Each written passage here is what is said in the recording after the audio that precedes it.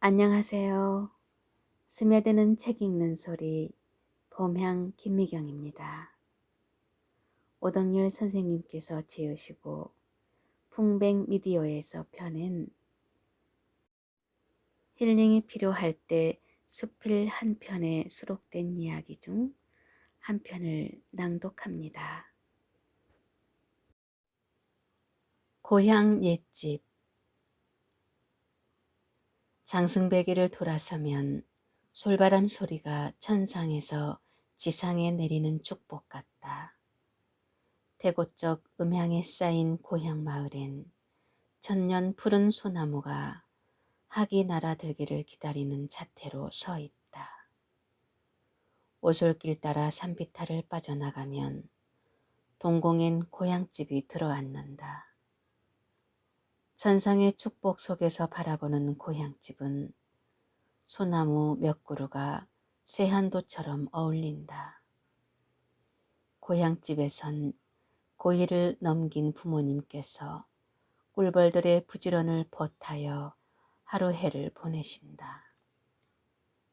장닭의 회치는 소리가 유난히 만추의 정적을 깨고 있다.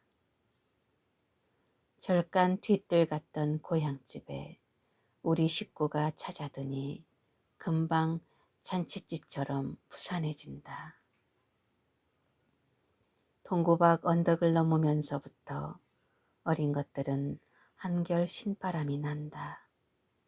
앞서거니 뒤서거니 하면서 할머니, 할아버지를 불러싸며 수선을 피운다. 부록의 나이에도 고향을 찾는 마음은 어린 것들이 외쳐 부르는 소리가 메아리 치기 전에 먼저 살인문 앞에 서성인다. 고향을 그리는 마음, 옛 집을 못 잊는 마음이 나에게는 유독 별난 것 같기도 하다. 마음이 가시덤불같이 엉클어질 때나 갈림길에서 어느 하나를 택해야 하는 그런 해결하기 힘든 망설임에 부탁드릴 때면 고향집을 찾곤 한다. 논밭 머리를 거닐어 보고 고삿길의 흙내음을 맡으며 고향집에 들어서면 나를 괴롭히던 모든 시름은 입안의 솜사탕처럼 사르르 녹아버린다. 이런 힘은 어디에서 오는 것일까? 보름달을 맞던 달봉산과 저녁나절 소모라 꼴뜯기던 칠봉산의 추억에서 오는 것만은 아닌 것 같다. 부모님께서 애지중지하는 고향 옛집 때문인 것이다. 나는 부모님과 고향집을 달리 떼어 생각할 수 없다. 고향집에 대한 애착은 부모님으로부터 물려받은 일종의 환적, 착각일까? 지금은 기와로 덮였지만 얼마 전까지도 초가지붕이었던 말 그대로 초가삼간 고향집이다. 부모님의 이 집에 대한 신앙은 절대적이다. 울타리를 두르고 부엌에 솥을 건 뒤 이날 평생을 싫은 생각 없이 지내며 아버지 당신의 몸을 돌보듯 집을 아끼신다. 이렇게 집에 대한 애착을 가지는 것은 가만히 생각해 보면 그러실 만도 하다. 조실 부모하신 당신의 유산은 무엇이었던가? 너른 세상뿐이었다. 동가식 서가숙, 당신의 일생은 돛대도 삿대도 없었다. 다만 천수답 몇 대기로 불을 밝히고 칠흑의 밤중에 살림을 나셨다. 무엇 한 가지도 넉넉한 것이라곤 없던 일제 말기에 집을 짓기 시작하신 일은 암만 해도 예산 일이 아니었다. 그건 어쩌면 마을 앞에 서 있는 당산나무의 계시였는지도 모른다. 지금도 기둥에 남아있는 옥황상제 복목이란 구절을 보면 그런 생각이 들곤 한다. 제목 하나하나에 흙 한 주매까지도 부모님의 땀과 의지와 애착이 담겨져 있지 않은 것이라곤 없다. 마을 앞에서 자생하여 당산나무가 된 소나무, 그 그늘 밑에서 지친 심신을 쉬며 성주를 모셨다. 부모님의 혼이 깃든 고향집. 여기에 명절 때면 고향을 떠나 사는 동기간들이 모두 모인다. 그럴 때면 고향집은 비좁기만 하다. 할아버지, 집을 좀 크게 짓재. 손자들의 어리광에도 주름 잡힌 얼굴이 어려웠던 세월의 한 단면 같은 것을 말씀하신다. 어디 못한 게나 있었다냐? 긴 석을 다 잘라버리고 뭣도 없이 지은 집이다. 입을 다무시며 어려웠던 당시를 담배 연기 속에서 되살리신다. 이럴 때면 추녀 끝으로 가늠되는 저쪽 칠봉산의 막내봉이 저만치서 선경처럼 나래를 친다. 놋그릇, 놋대야, 놋숟가락 다 공출하였고 다리 난간까지를 뜯어갔던 당시 두맷 구석에서 집 지을 못이 어디 있었겠는가. 큰 철사를 도망내어 못 대신 썼던 것이다.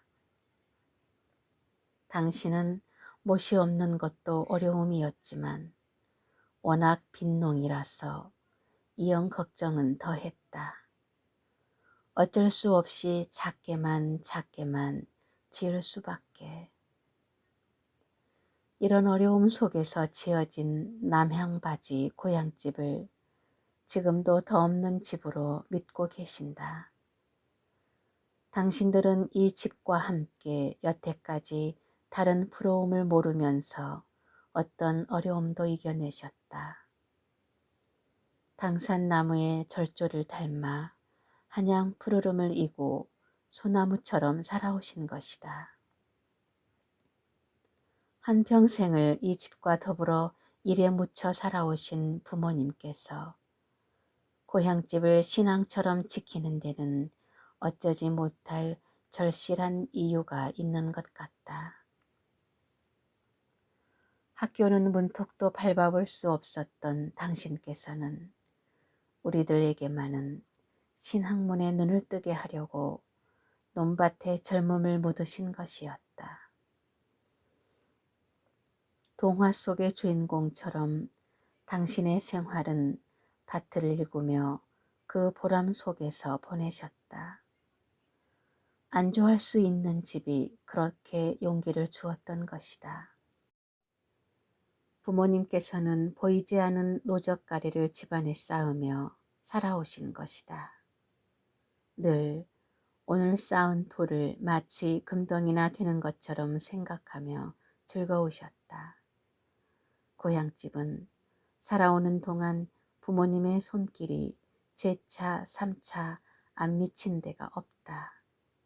고치고 넓히고 단장되었다. 당신들의 일생과 고향집은 운명을 같이 하고 있다. 추녀 밑에 묵은 제비집, 석가래에 걸린 씨 강냉이와 조롱박, 기둥에 빈 병, 둥우리에 달걀 껍질, 송아지 없는 외양간의 구유도 고향집과 잘 어울린다. 모두 생활과 조화되어 있어 한 가지라도 없으면 그 구색이 맞지 않을 서운할 물건들 뿐이다. 고향집, 당신들의 삶 전체가 투영된 곳이요. 일생을 두고 이룩한 예술품이다. 한 작품에 일생을 바쳤다는 사실만으로도 얼마나 아름다우냐. 그래서 나는 나의 삶이 못없이 지은 고향 옛집과 같기를 바란다.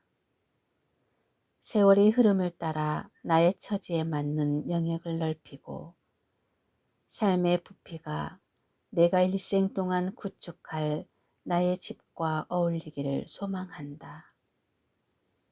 우리는 누구나 자기 집을 지어가고 있다. 자기의 취향에 맞는 집을 보다 크고 호화스럽게 지으려들 하고 있다. 오늘도 당신들은 고향집 마루에서 고추를 말리고 계셨다. 별 말씀이 없으시지만 마음속엔 달나라 개수나무 집을 생각하며 내세에 지을 집의 못을 준비하시는지도 모르겠다. 고향집은 영원히 가난한 나의 영혼을 살찌게 해주며 생활에 의욕을 줄 것이다.